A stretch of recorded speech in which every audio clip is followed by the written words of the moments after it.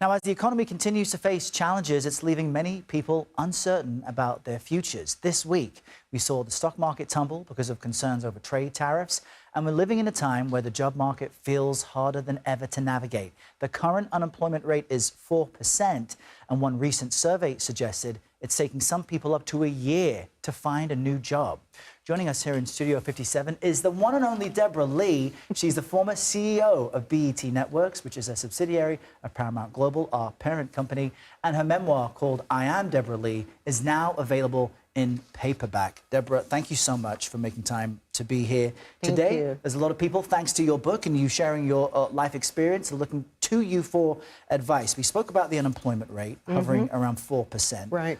But for Black Americans, it's up to 6.2%. And we're seeing an effort to extinguish DEI efforts in many corporate pockets of the country. What is your advice to people experiencing this and concerned for their own futures? Well, all of this is coming so suddenly. You know, my advice changes every day. Yeah. Because what happens when someone walks in and shuts down your government agency where you've worked for 20 years? So this has been an unusual time and an unsettling time.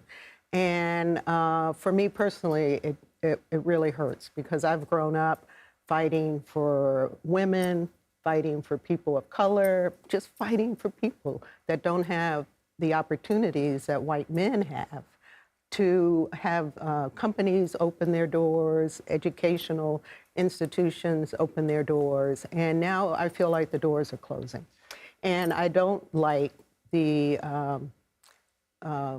insinuation that DEI equals incompetence or that DEI equals Black, because white women, Hispanics, Asians, all types of people have benefited Veterans. from DEI.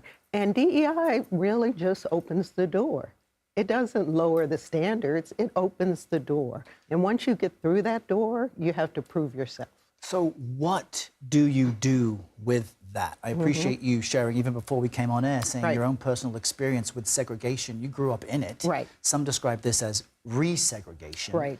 What do professionals and other people watching this do with the reality they're in? Well, I think first of all, you got to keep your options open. Don't dedicate yourself to one company or one agency.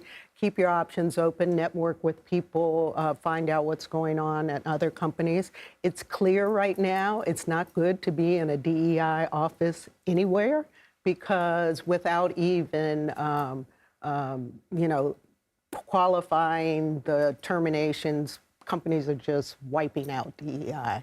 And I think that's so short-sighted and so, you know, much just going with the political winds, which, you know, I've never seen this happen in my lifetime. So stay flexible, be well-educated, that's the starting point. Yeah. And, you know, keep your options open. So if someone comes in and shuts down your department, you're able to go somewhere else. One of the things you decided to do in telling your story and writing your book is speak about very personal experiences with your alleged affair, I guess, with Bob Johnson, the former head of BET. Right.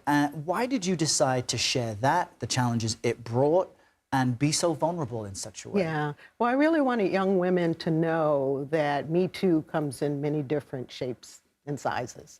You know, in the early days, we were talking about mostly about Me Too in terms of women being in hotel rooms and the boss opening his robe or something like that. That was not my experience.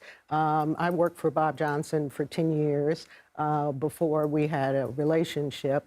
It was, it seemed, it was close to consensual. When I look back at it now, I realize I didn't have the power in the relationship. It's never an equal relationship because he was my boss. And so when the Me Too movement came years later, it just brought back such bad memories. And I was like, this is what happened to me. I was in a relationship. We both got divorced. The relationship was public. But when I wanted to get out of the relationship, it was tied to my job. I was told, if you want to break up with me, you have to leave tomorrow.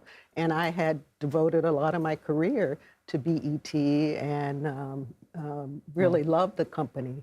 And that was a tough position to be in. So brave of you to share all of that in your book. Our viewers can seek it out. I appreciate you coming here to Studio 57 and your old stomping grounds to speak with us today. Debra Lee, thank you so much.